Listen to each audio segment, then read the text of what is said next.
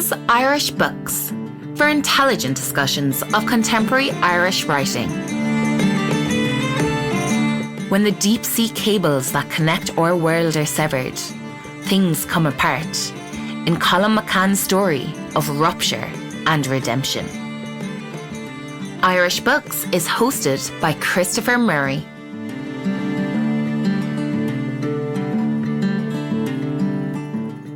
Based at the Australian Catholic University, Cillian Quigley is an expert in environmental humanities and, I dare say, oceanic humanities.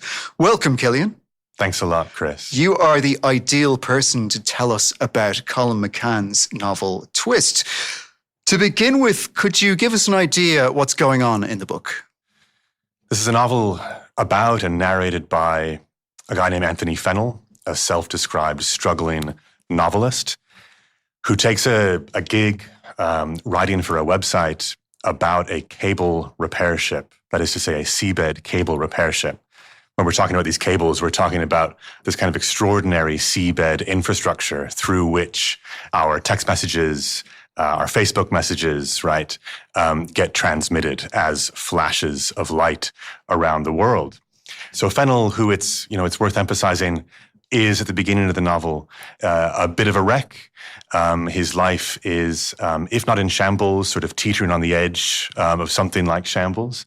He sets off to South Africa, which is where this boat, this cable repair boat called the Georges Lecointe, is based, and he heads there to meet a sort of an enigmatic figure named Conway.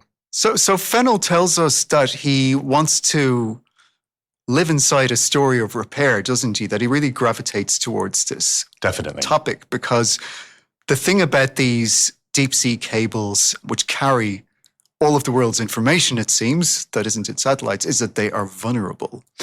So he heads off to South Africa to meet Conway. And as you say, he finds Conway enigmatic. Yeah, that's exactly right. So Fennell is going to South Africa to meet up with this guy, Conway, who is not captain of the ship Georges Lecointe, but he is kind of head of the crew on the ship that deal in very practical terms with finding and repairing severed subsea cables. Fennell, it bears emphasizing, is Irish. He's from Dublin. And Conway, we're kind of informed, is also Irish.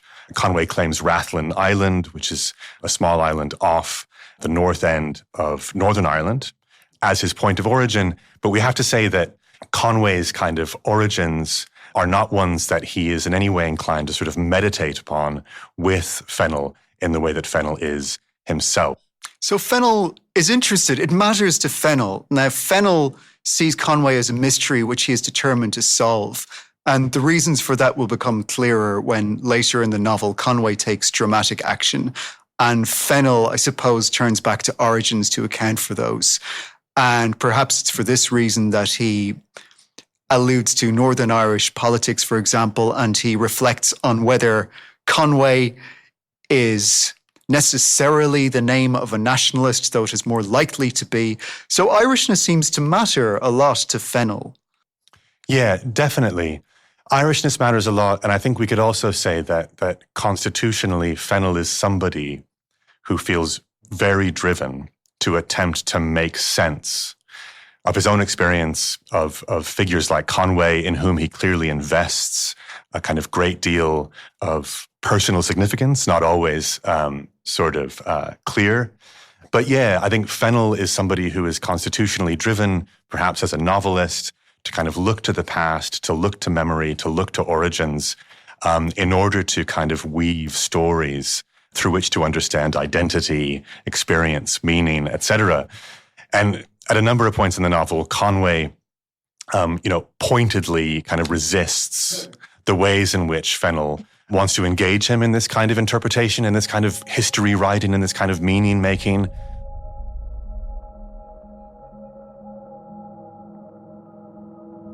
There are birds that switch off half their brains and sleep as they fly. How Conway kept from falling down with exhaustion, I will never know. Each sweep of the ocean floor took almost 15 hours. He halved his time between the control room and the bridge.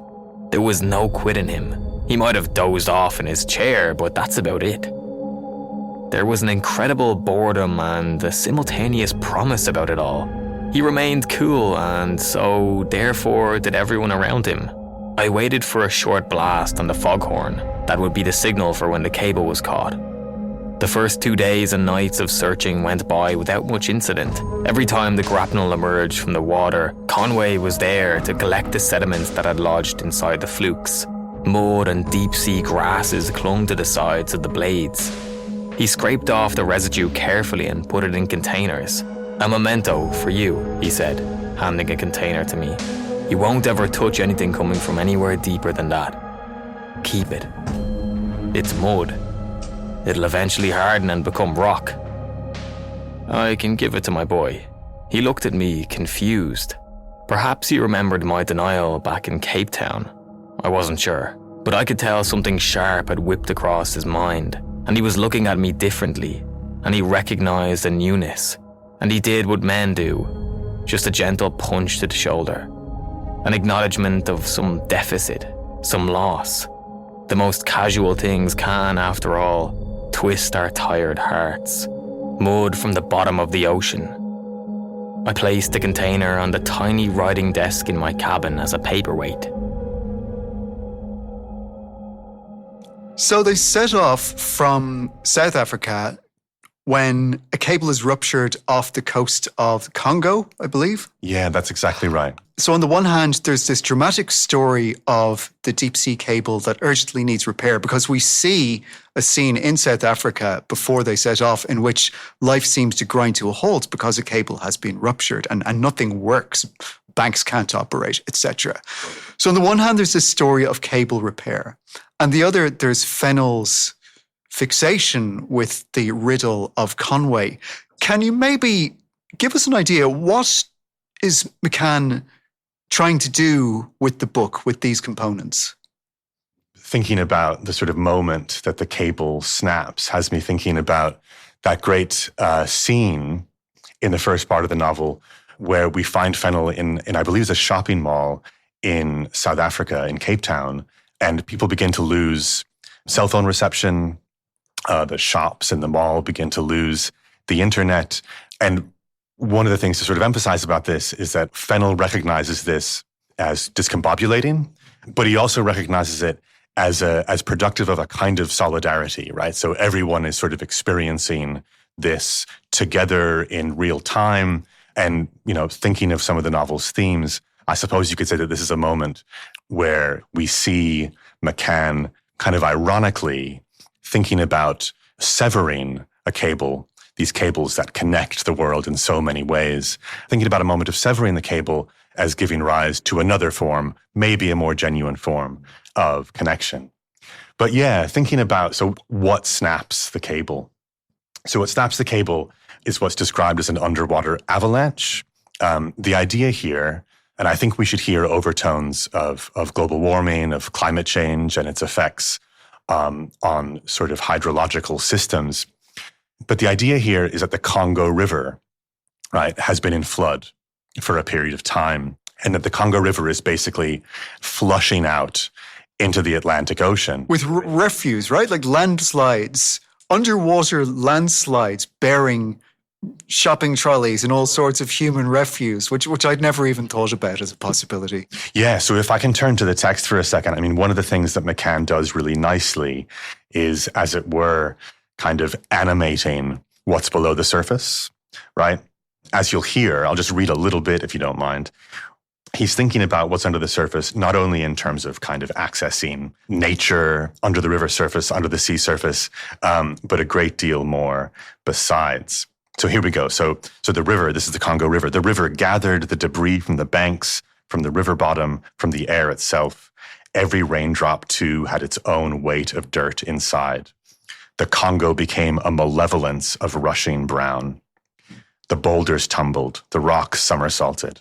More soil was ripped from the bottom, and the water became a portrait of the weight it carried. Drowned boats, cars, bicycles, cows, hydraulic jacks, fertilizer bags, spears, pirogues, seeds, insects, birds, old paddle wheels, a heap of bones, too, surely, bleached and tumbling now, femur, against tibia, against rib, against mandible, against sternum, day after day, week after week. It was as if the Congo was purging itself, and so on. So, there's so much that we might say about a passage like this, right? But one thing to note is that this is what causes the snap, as we understand it. So this underwater avalanche precipitated by the flooding of the Congo, which is not, as we've heard, it's not only about a sort of quantity of water. It's not even only about a sort of quantity of sediment, right? It is about this sort of untold enormity of debris, of stuff rushing out from the continent into the Atlantic. And one of the intertextual connections that I think it's really important for us to contemplate here, which may be obvious to some of our readers, is to Joseph Conrad's Heart of Darkness from right around the turn of the 20th century. We might also think about Francis Ford Coppola's legendary film adaptation of it, Apocalypse Now. Certainly McCann wants us to think about Apocalypse Now, as we'll probably come to. Yeah. So, I mean, Fennell is kind of obsessed with that movie, and particularly with a certain opening scene. But just to say, one or two words about Heart of Darkness, and maybe about sort of the role of Africa in European fiction more broadly. But as listeners will be aware, Joseph Conrad in Heart of Darkness is thinking, among other things, about European empire in Africa. And he's thinking about, in very profound ways, this sort of narrative of a journey into the interior, the mysterious interior of Africa. And the Congo River, of course, becomes, a central, or perhaps the central kind of environment for all of that, and indeed for the narrative. And when we think about Twist, and we think about Fennell, and we think about Conway on the cable repair ship, right? I think it's useful to think about this kind of spatially, as it were. We've got this boat perched on the waves out at sea, attending to this cable that's been severed by, as the novel itself writes, the Congo purging itself. Purging itself, although it makes for a key difference, doesn't it, from Heart of Darkness, in that we never see the interiority of Africa at all, do we? We're on the periphery. That's exactly right. And I mean, if there are interludes in the novel, which, we might interpret as kind of attempts to access Africa, these are by no means entirely successful. After this voyage to repair these seabed cables, Fennell winds up for part of the novel in Accra, in Ghana. And Fennell, interestingly, meditates on a number of occasions on how uncomfortable he feels in Ghana. It's possibly worth pointing out this is not something that he seems to feel as much in South Africa, and McCann seems to be interested in some sort of contrast. He says he feels at home in South Africa in as many words, I believe. Yeah, he does. And I think this is something that he feels somewhat ambivalent about at the same time. I think that feeling of being at home in South Africa is something that he interprets in part as, in terms of being a white guy. Yes. In a place that feels at least kind of sufficiently familiar to him or comfortable to him as to kind of fit in.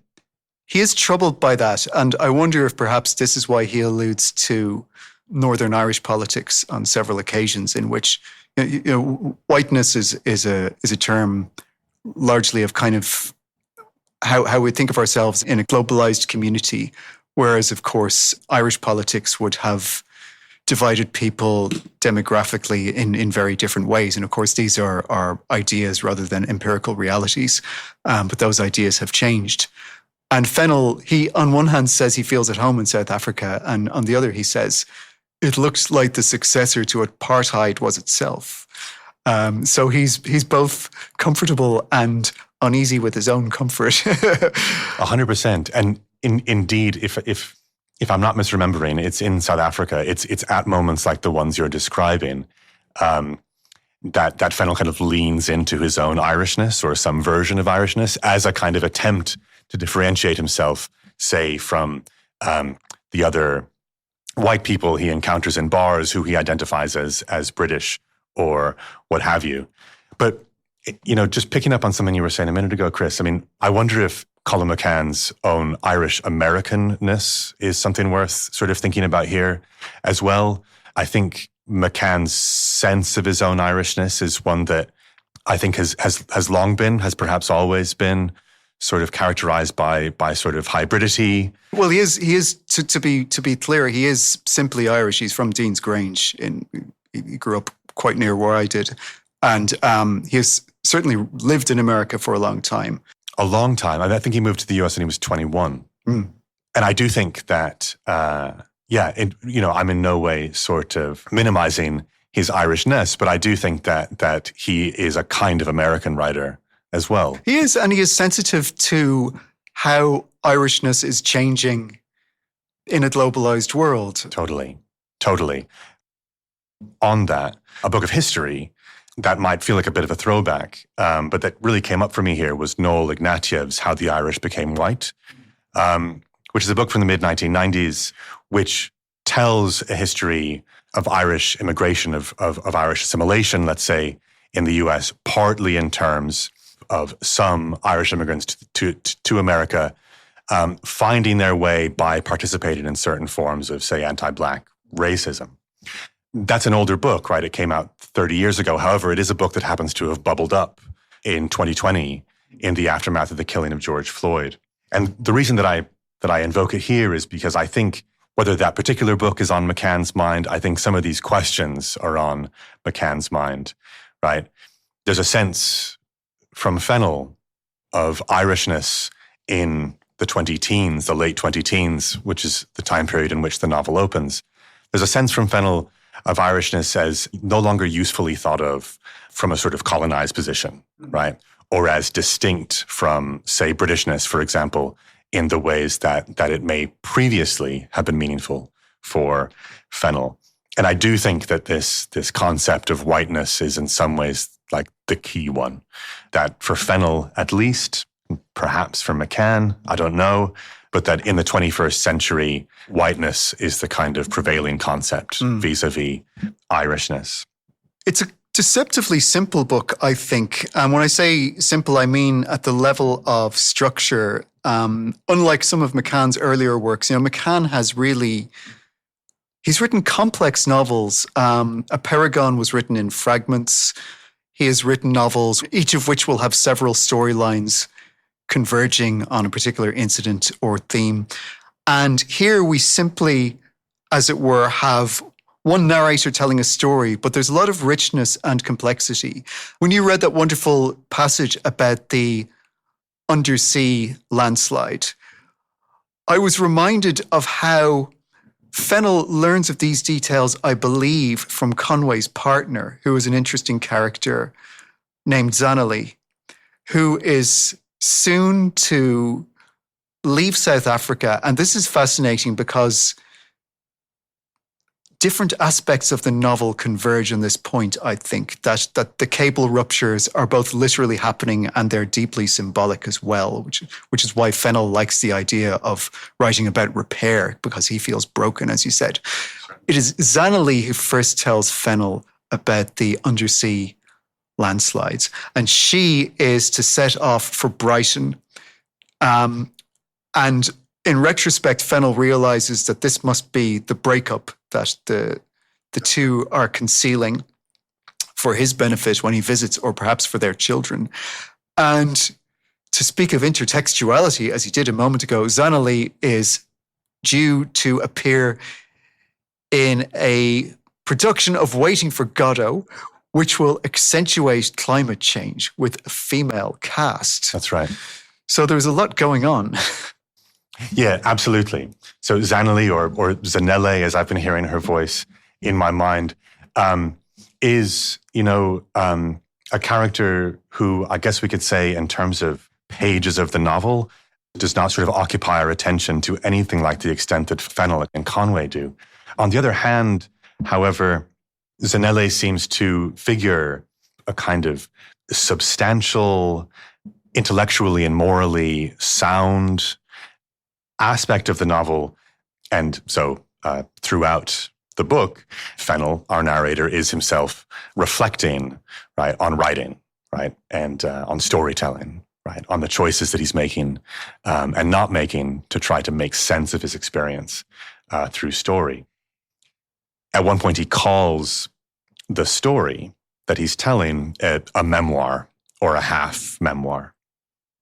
What we have, in a broad sense, is we have Fennel, a character, attempting to make retrospective sense of these experiences, this time in his life, and its relationship to his past. And so I think for that reason, the novel, part of the novel's drama, you could say, is a person's attempt to make coherent sense, to the extent they're able, of their history, of their experiences, of these experiences that are just sort of hard to make sense of, right? I mean, it almost goes without saying, but maybe it's helpful to emphasize it nonetheless, that Fennel does not himself like go down in a remotely operated vehicle to like repair the cable. Not even Conway does that.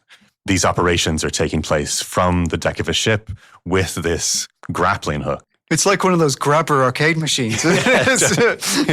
Completely. I mean, I was listening to an interview that McCann gave recently, and he actually makes the point that this kind of grappling hook, which, you know, for listeners, like what we're thinking about is that we've got these small cables.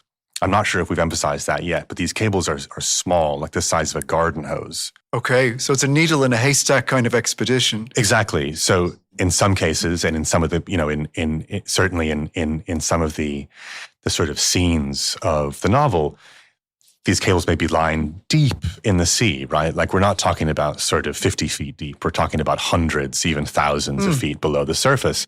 Okay, so we're imagining a sort of garden hose cut in two somewhere along its length, hundreds or thousands of feet below the surface of the ocean. And you're sending down, as you say, one of the grabber things that we used to try to get stuffed animals with at the arcade, right?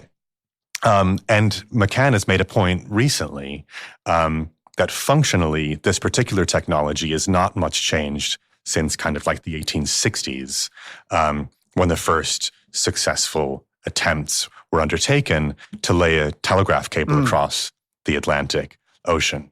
So what does that have to do with the story? Well, what I'm trying to say is that in addition to being a sort of metaphor for kind of fishing in memory, fishing in the past, to salvage kind of meanings that we can use to make our lives make sense, as it were, there's also just this really strong sense throughout the novel of opacity, right? Yes. Of having a hard time seeing past surfaces. And the depths are obscure, right? Super obscure, right? And again, it does seem to me really important that unlike some of the other kind of undersea and deep sea novels that we've seen come out over the past kind of couple of decades that I think McCann is partly inspired by, like very little of this novel is spent underwater. Yes. Now, Conway is a diver, we should emphasize that, and Zanelle is indeed a diver as well, and they're accomplished divers.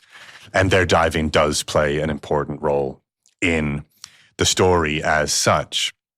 But to the extent that this is in many ways a novel about a writer, Fennel, going to sea on a boat which is oriented toward the deep undersea, we remain at the surface, right? Almost entirely throughout.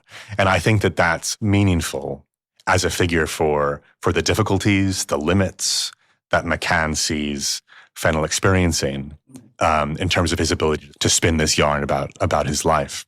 So I suppose what I'm saying is McCann is giving us a relatively straightforward memoir-y kind of narrative, but that is beset, it seems like, in all ways by opacities, by things kind of half understood or provisionally understood. Yes.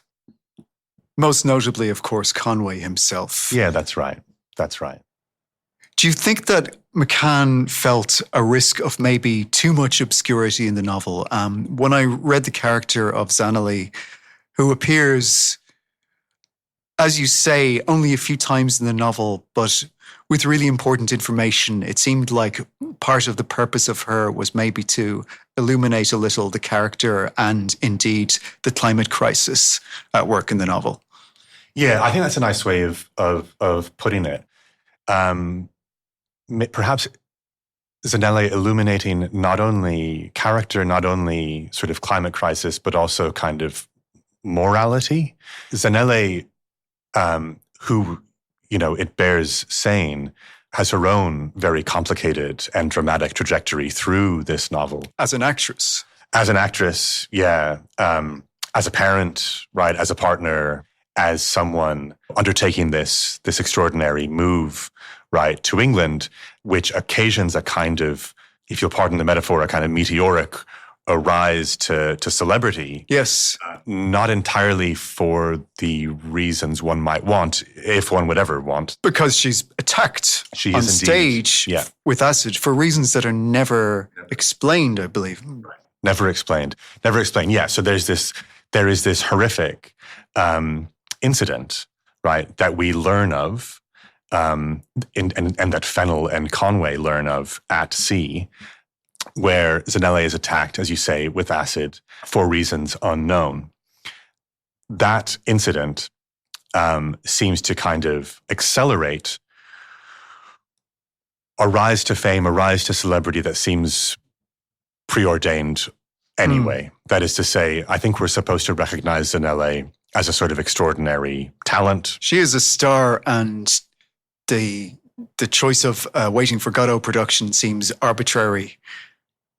Not in the context of McCann's novel, perhaps, but I mean for that character's sort of route to fame, that she will have become famous by other means. For the novel itself, it is fascinating that a female cast for Waiting for Godot has been chosen by McCann as the immediate occasion of Zanelle's notice. Absolutely. There are at least a couple of things we might say about that. On the one hand, I suppose there's something kind of deeply hopeful about the idea that a text like Godot, which we and perhaps some of our listeners might recognize as a sort of unendingly subversive work of art, but that you could construe as a dusty old piece of literature that you might have been assigned to read in high school or college or something. I suppose there's something kind of deeply hopeful in McCann's decision to portray Zanelle as engaged in what appears to be a sort of wildly successful and, as we've already begun to say, and subversive, right, production of the play. It seems to me there's something kind of hopeful in that, in terms of the possibility of turning to the past, of turning to the archive, turning to the canon, and coming up with something that is kind of liberatory in its possibilities, and for persons who certainly wouldn't have been included in the roles of its performers in the past. You could read it the other way as well, in the sense that Waiting for Godot is about seemingly endless deferral. And one thing it has in common with, say, The Bee Sting is this idea that we never really address climate change. We keep kicking it down the road.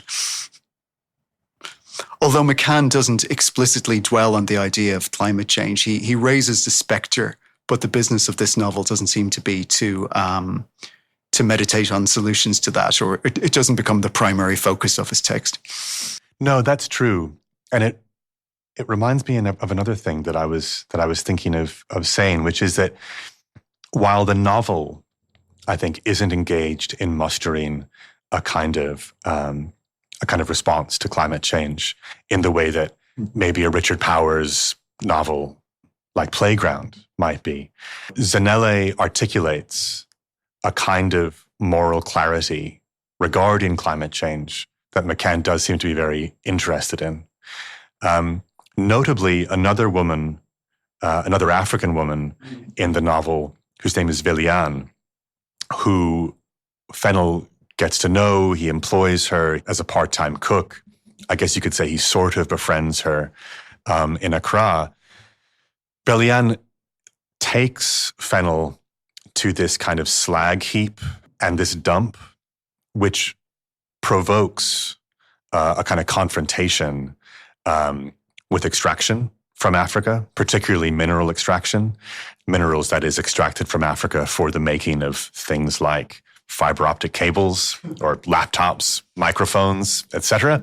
Anyway, where I'm going with that is to say that as Fennel sort of explicitly suggests, McCann seems to be really interested in where sort of sources of moral clarity about things like climate change, about things like marine pollution may lie. And to make another connection, which Fennell kind of half makes himself, there seems to be something to do with McCann's interest in masculinity here, and a sense of the novel's men as struggling in their very different ways to arrive at, what we might think of as a kind of moral position from which to lead a sort of determined life. What you say about masculinity, and indeed what you said about how McCann doesn't explicitly pursue the topic of climate change in a collective sense, makes me think to what we do get, which is a story of individual resistance by Conway. And that's really what, in retrospect, Fennell finds so compelling about Conway, is that Conway has turned against the corporation that employs him, which is often mentioned simply by reference to Brussels. Brussels is where the corporation resides. And the emblem of the corporation is a globe encoiled by wires. It's got cables going all around it, which sound like some kind of strangulation. And so Conway resists, and without ruining too much of the plot, Conway becomes a saboteur. And this gives Fennell's need to understand Conway its urgency, really. And it is by reason of this act of resistance that Fennell constructs Conway as a kind of Gatsby figure. Yeah, that's exactly right. McCann, in interviews, talks about how sort of fascinated he's become by the undersea and indeed seabed cables in particular as these kind of sites of increasing importance in actual or potential geopolitical conflict.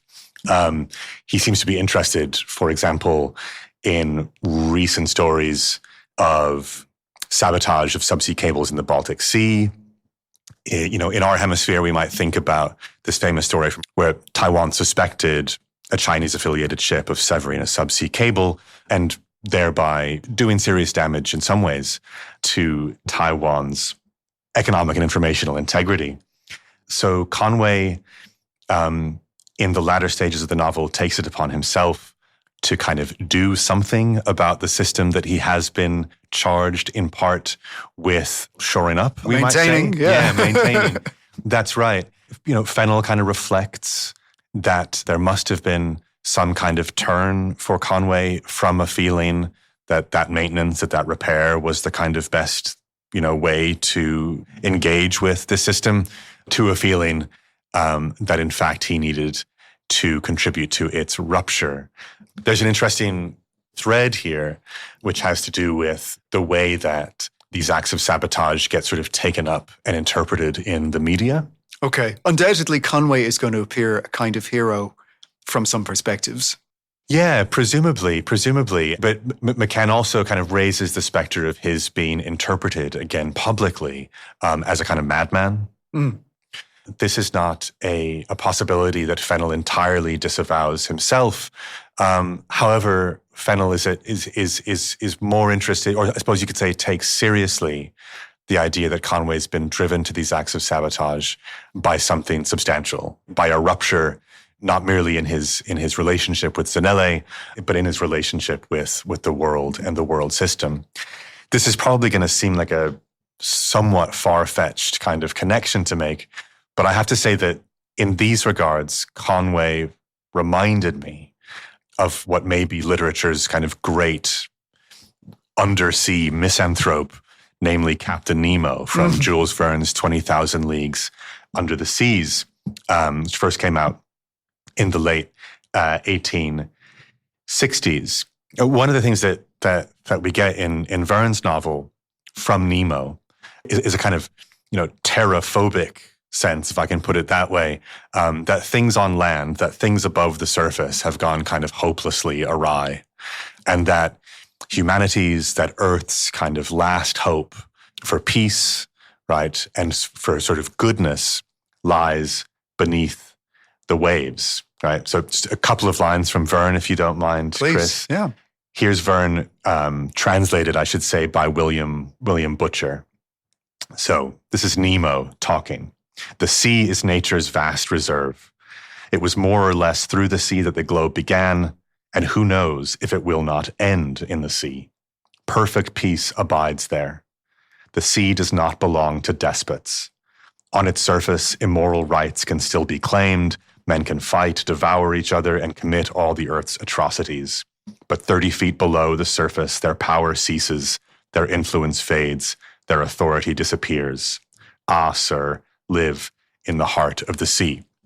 Now, to be clear, I'm not suggesting too close a kind of affinity here. I mean, obviously, Conway, like Fennel, like McCann, like all the characters in this novel, understand perfectly well that, in fact, power is absolutely, and infrastructurally present at the bottom of the ocean. But I couldn't help but be reminded in Conway's being sort of deracinated, in his own sort of origins and identity, being sort of characterized by mystery, but also by a kind of flux. I couldn't help being reminded of Nemo, right?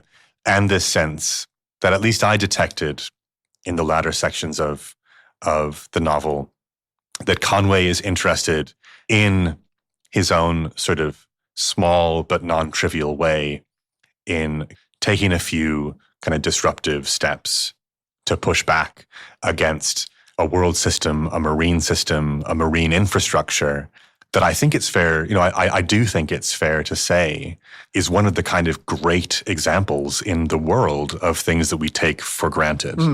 That's right. Certainly I didn't know anything about it before opening the pages of this novel. I'd never thought about many of these aspects of the flow of information, for example.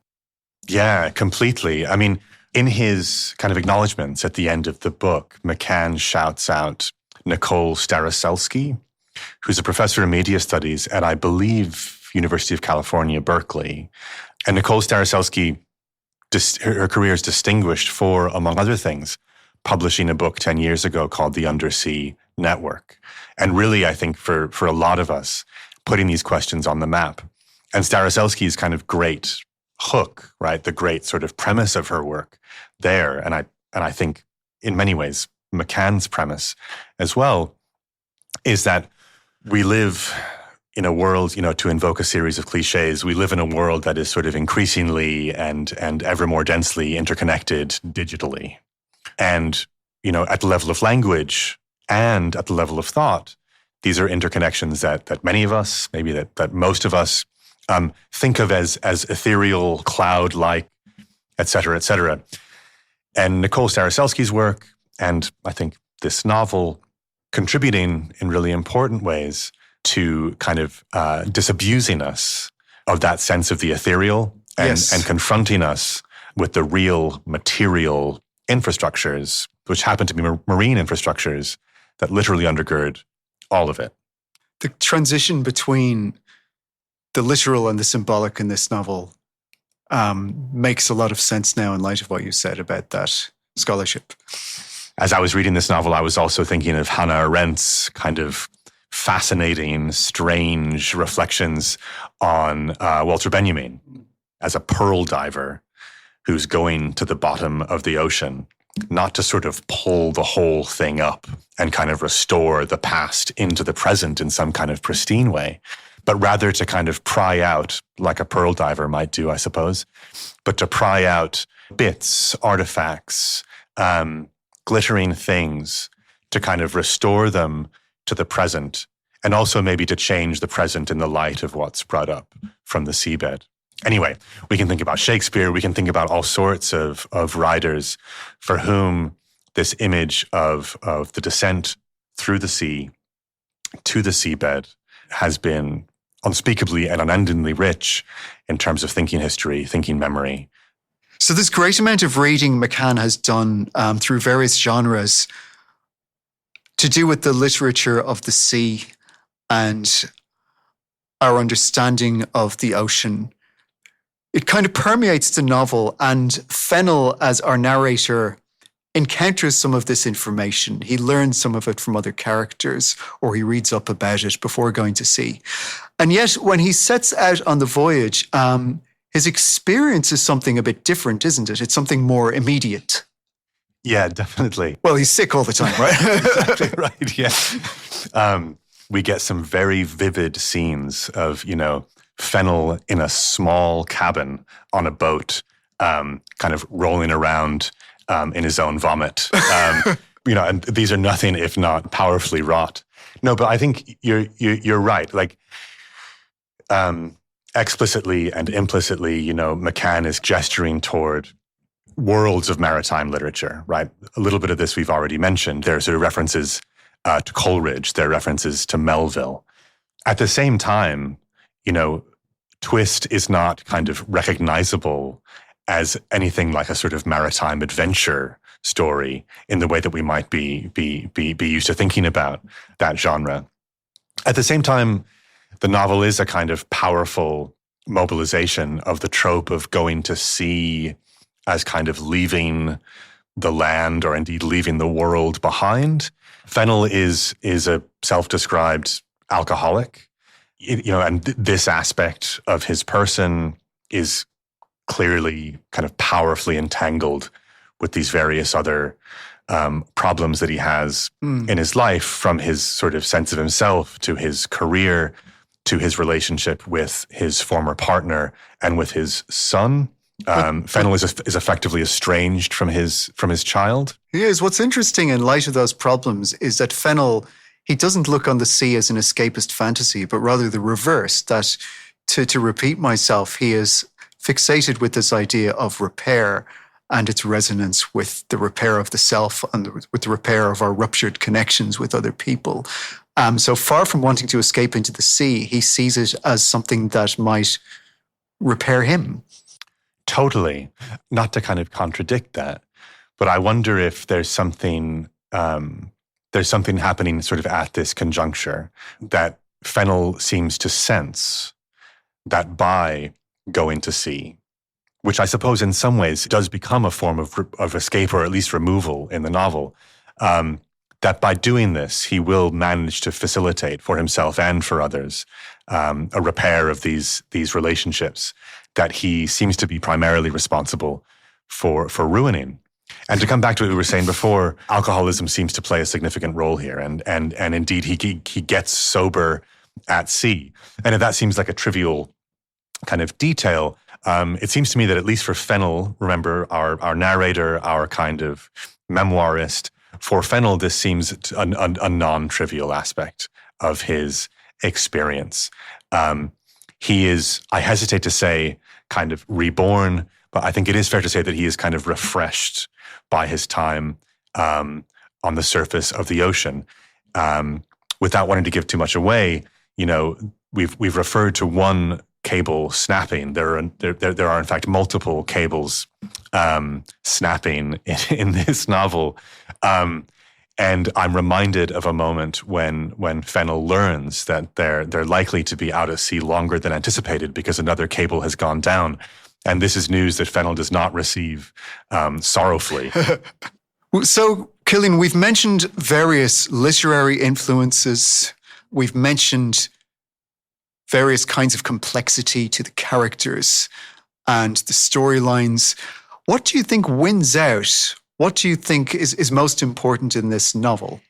If I'm not mistaken, toward the very end of the novel, Fennel reflects, not for the first time, on, the kind of wondrousness of the undersea network, of how extraordinary it is that he can jot a text message on his phone and send it to his estranged or kind of semi-estranged son, who I believe lives in Chile.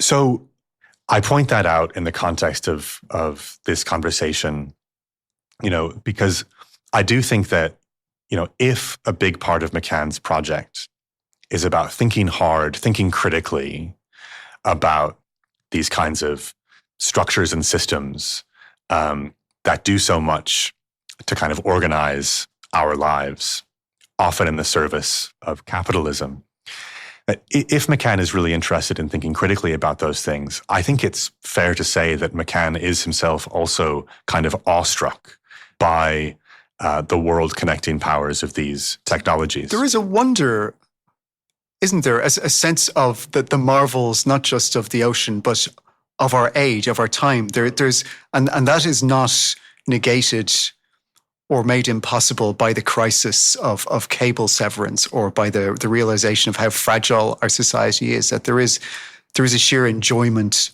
of the age as well as everything else that's going on. Completely.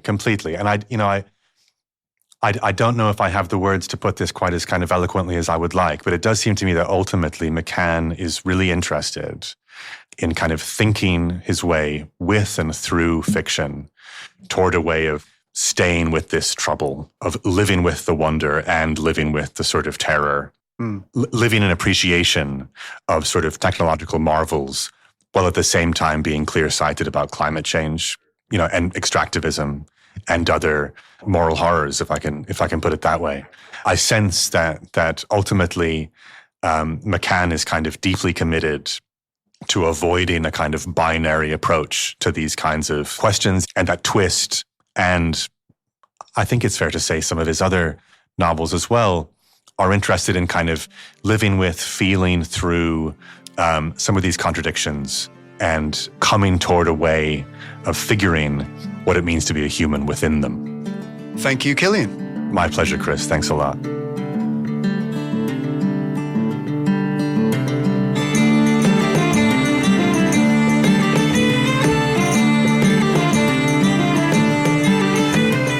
Irish Books is hosted by Christopher Murray and produced by Martin Franklin for East Coast Studio, with support from the Irish Department of Foreign Affairs and Trade, the Embassy of Ireland Australia, and Monash University.